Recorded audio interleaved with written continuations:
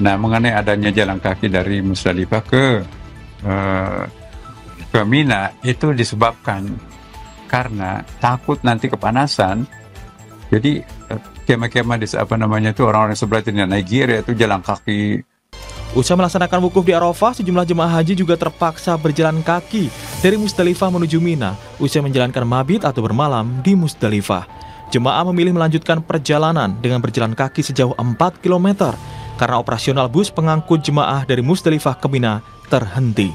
Terkait munculnya sejumlah permasalahan itu, Menteri Agama Nasaruddin Umar membantah jika ada jemaah yang terlantar. Semuanya hanya menunggu kedatangan bus. Isu bahwa ada yang terlantar seperti yang dipirakan itu hanya menunggu penjemputan bus dari tempat pemberhentian itu kepada kemahnya masing-masing. Jadi itu sebetulnya tidak benar bahwa ada yang terlantar. Bahkan itu hanya menunggu bus untuk pindahkan ke hotel yang cadangan itu. Bahkan hotel cadangan itu juga dikasih sajadah, dikasih termos oleh pemerintah kerajaan Saudi Arabia dan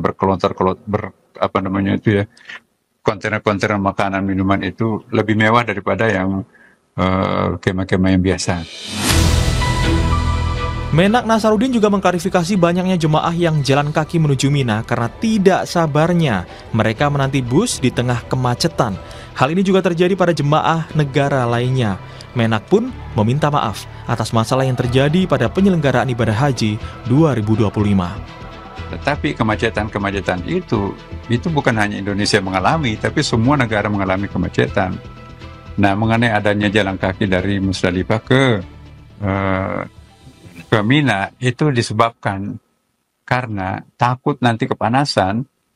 Jadi kemah-kemah di orang-orang sebelah itu Nigeria itu jalan kaki ikut-ikutan. Sudah disampaikan oleh petugas kita, Pak, pasti busnya datang. Ya, dia tidak sabar, karena tidak sabarnya dia jalan kaki. Nah, kalau sudah jalan kaki kan kita tidak bisa mengidentifikasi itu busnya siapa, kan kita sudah ngaturkan. Dan buktinya teman-teman kita yang menunggu sampai jam 8 itu justru lebih sampai duluan daripada tadi yang berangkat duluan itu. Banyaknya caratan masalah haji 2025 diketahui pemerintah Arab Saudi hingga sempat mewacanakan pemotongan kuota haji 2026 hingga 50%. Namun akhirnya wacana itu batal. Wakil Ketua Badan Penyelenggaraan Haji Dhanil Ansar Simanjuntak bilang, Kementerian Haji dan Umroh Saudi hanya memberikan peringatan kepada Indonesia untuk memperbaiki tata kelola pelaksanaan haji dan umroh. Jamaah haji dari Indonesia sampai dengan 50%. Namun setelah banyak diskusi di internal Kementerian Haji dan Umroh, Pak Deputi Menteri menyampaikan rencana itu diurungkan. Kenapa? Untuk mengapresiasi dan menghormati kebijakan Presiden Prabowo yang sudah membentuk Badan Penyelenggara Haji sebagai manajemen baru penyelenggaraan haji 2026 nanti. Apresiasi tersebut disampaikan oleh Kementerian Haji dan Umroh. Kenapa? Karena ada upaya Presiden untuk melakukan perubahan manajemen dan tata kelola haji di Indonesia, sehingga mereka percaya penyelenggaraan haji 2026 nanti akan jauh lebih baik karena ada perubahan-perubahan manajemen, perubahan-perubahan personal yang nanti akan membantu penyelenggaraan haji akan jadi lebih baik. Seperti diketahui, ibadah haji wajib bagi setiap muslim.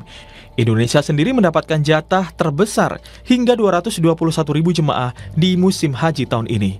Untuk berhaji, selain menunggu bertahun-tahun, biaya yang dikeluarkan pun mencapai puluhan juta rupiah. Sehingga diharapkan adanya perbaikan pelayanan ibadah haji agar masalah yang terjadi hampir setiap tahun tidak kembali terjadi.